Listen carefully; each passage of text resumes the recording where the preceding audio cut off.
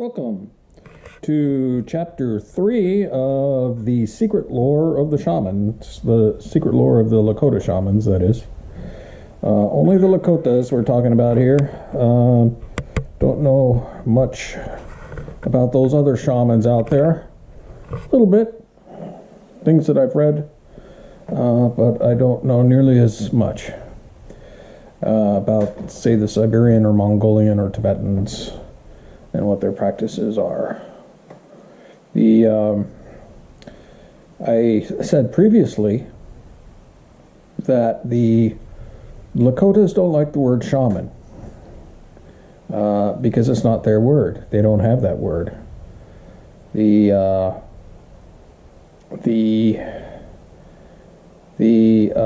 word for shaman in Lakota is wotai. A wotai means to make over. It's used in the context of healing someone. When you've healed them, you've wapiya'd them, so to speak.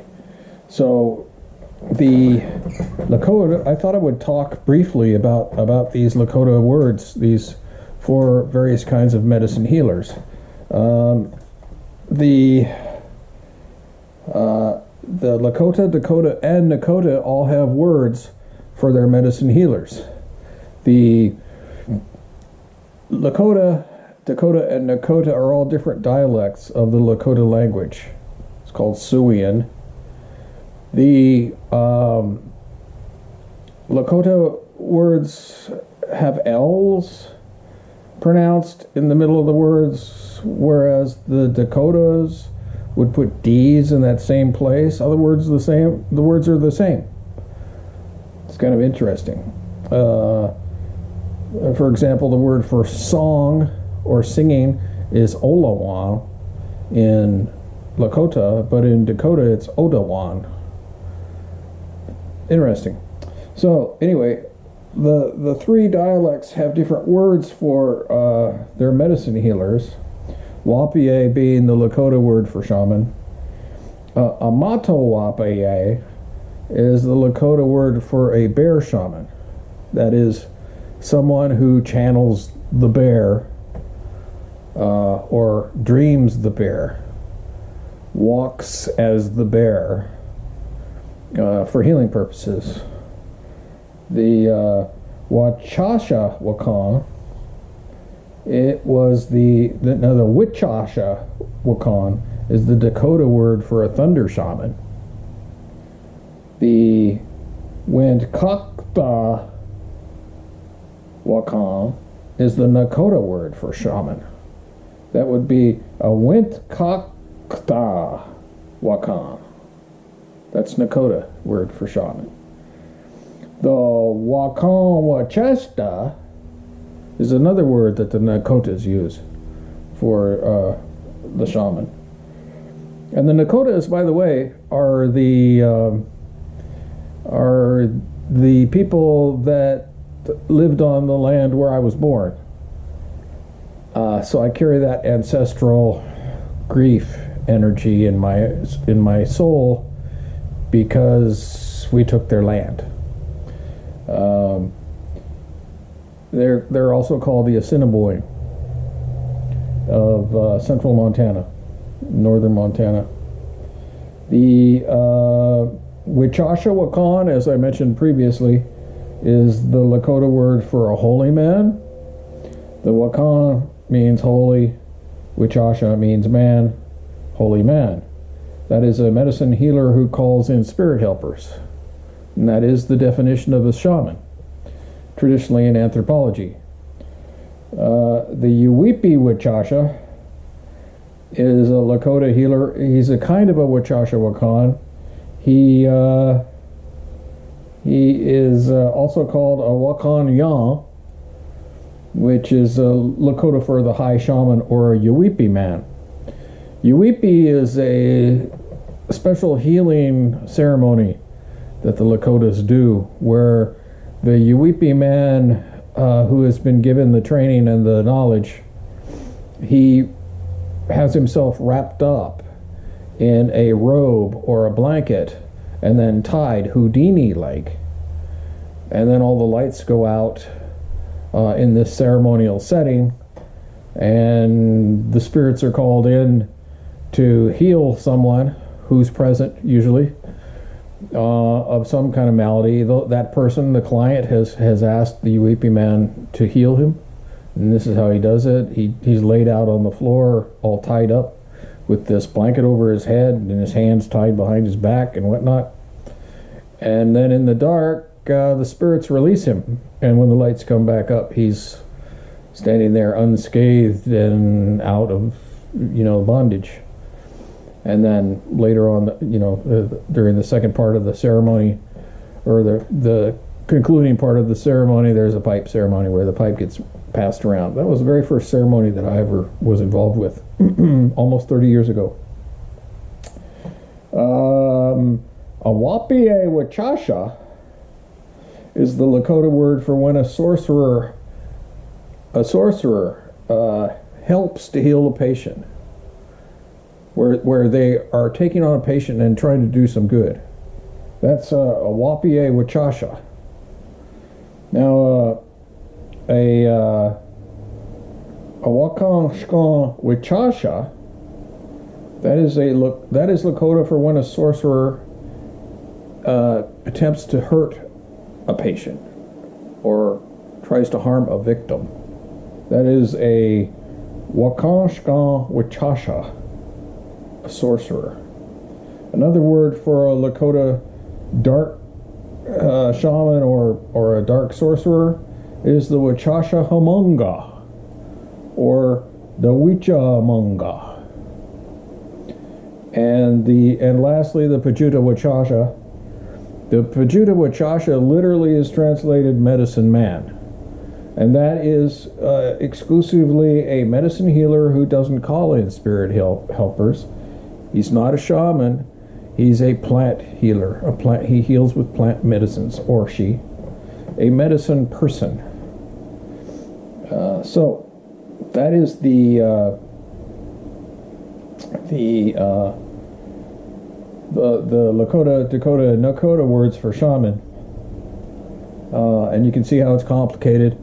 I'll sometimes refer to them as a Wapie, but mostly as a shaman, because it covers most of that.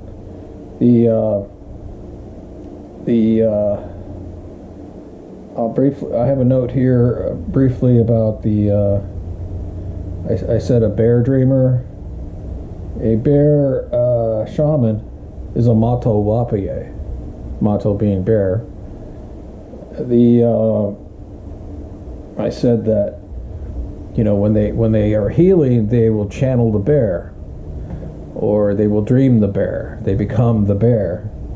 There's a Lakota phrase for that that goes Taku Wahan Komayaki Io.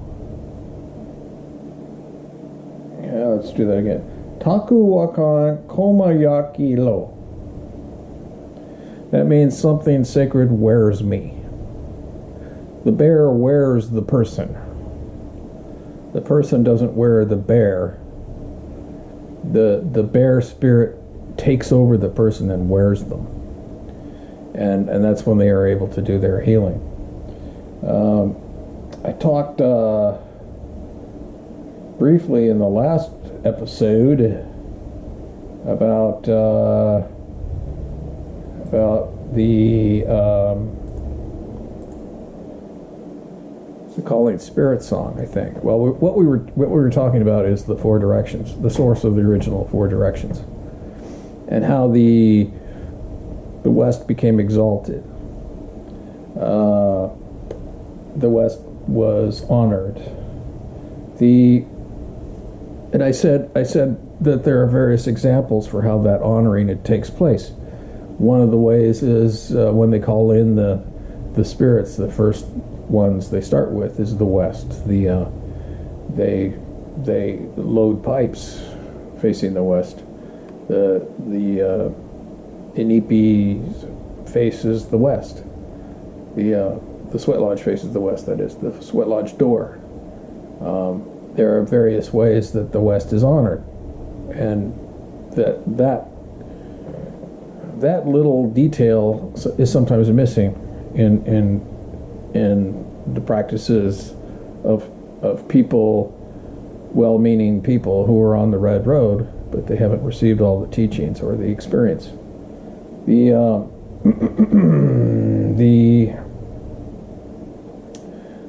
I said I was going to talk a little bit about that Four Directions song. The Four Directions song is well, I think I already talked about it, didn't I? I talked about the three dimensions, because we actually are calling in six directions. 6 directions equals 3 dimensions. 4 directions equals 2 dimensions, and unfortunately we live in a 3-dimensional world, so we have to call in 6. That little topic is a juicy one that we can talk about later on, and that has to do with multidimensionality and what kind of reality is really out there that contributes to the epic mystery of Walkantonka. The fact that we live in a 3-dimensional world is analogous to our 2-dimensional shadow. We cast a 2-dimensional shadow in our 3-dimensional world, but who's to say that our 3-dimensional world isn't a shadow of a higher dimension than this? At least 4 dimensions, maybe higher. That is an intriguing idea right there. If there are higher dimensions above us, then it would be the spirit realm. In the spirit realm, if they're higher dimensional beings, 4 dimensionals, 5 dimensionals, then they can move around instantaneously in space and time in our dimension. They could see us from all kinds of points of view that we can't. And to me, I think that's a likely explanation for this kind of phenomena, spirit phenomena.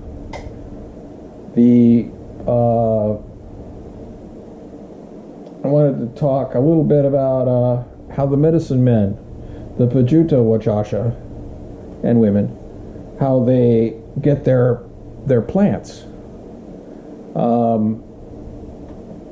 There's a certain amount of information that gets handed down through folklore from one generation to the next, but that's not traditionally really how a medicine person gets their medicine. That is to say, their plants, their healing plants. What they do is they go out into the woods or out onto the plains and get into a certain kind of meditative state. And when they get into that state, they can open their hearts, shut down their minds, and pay attention to what's going on around them. It's an altered state. And when they cultivate that, when they acquire that skill, then they can go out and pay attention, and the plants will call to them. All these plants are persons. They're non-human persons, and they have souls. And if you cultivate the ability to listen to them, you can hear them. And they will call to you and say, hey, over here, I am this medicine, and I am here for you.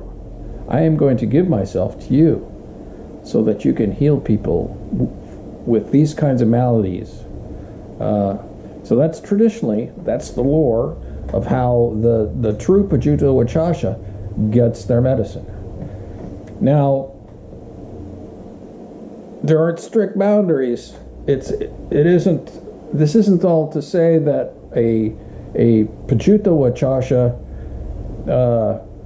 that a Wopie or a Wachasha Wakan, the high holy man, there's nothing that says he can't be a Pajuta Wachasha too.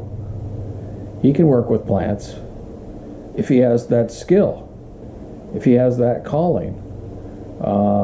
But again, that will come if the spirits are called. I mean, if you're called by the spirits, if the spirits pick you to do that.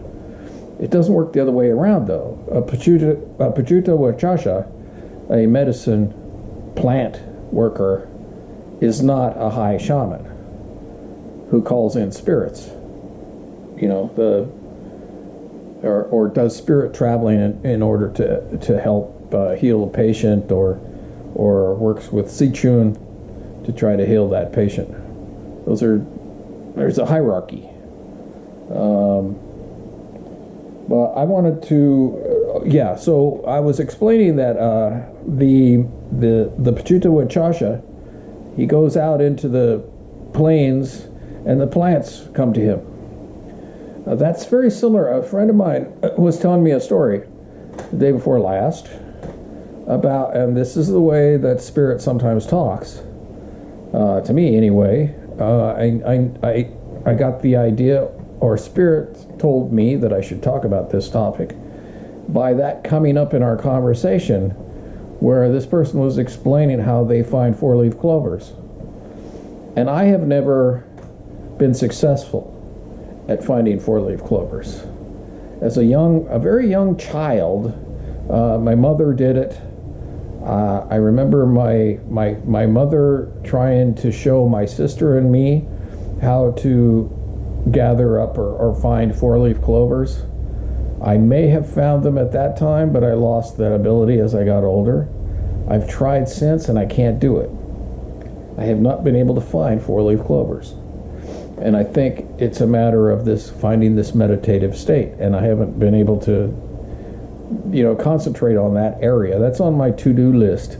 It's on my bucket list to be able to find four-leaf clovers again. But the ability to find a four-leaf clover is a meditative act, and it's very similar, I think, somehow related to the way the medicine people found their medicine out on the plains or in the woods. The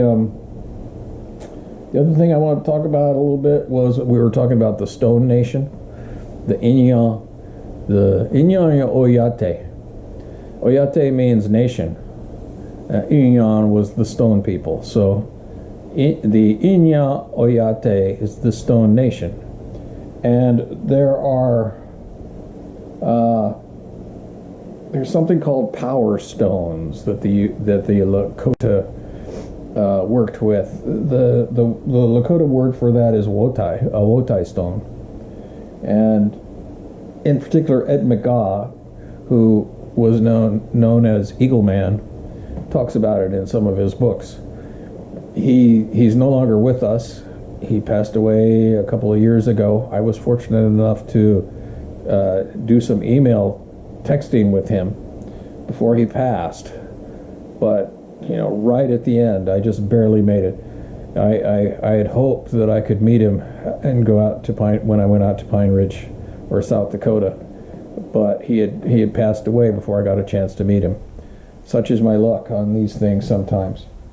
But that works in a similar way.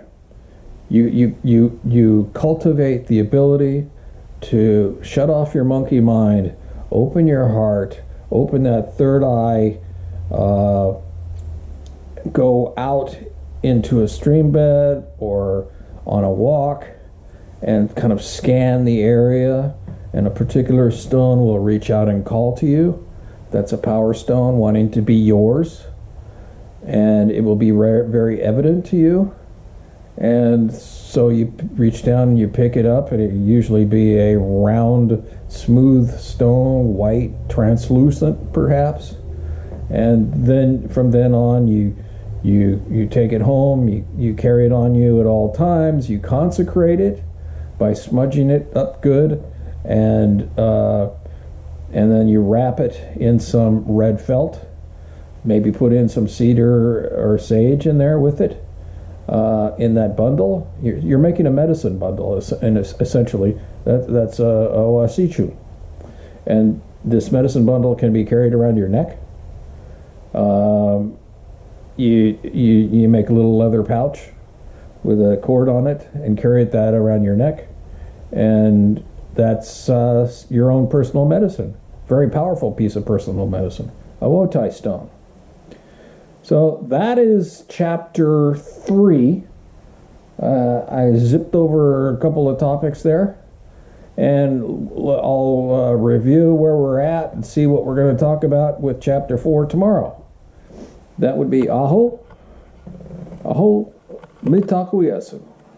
Mitakuyasun means all my relations, or we are all related.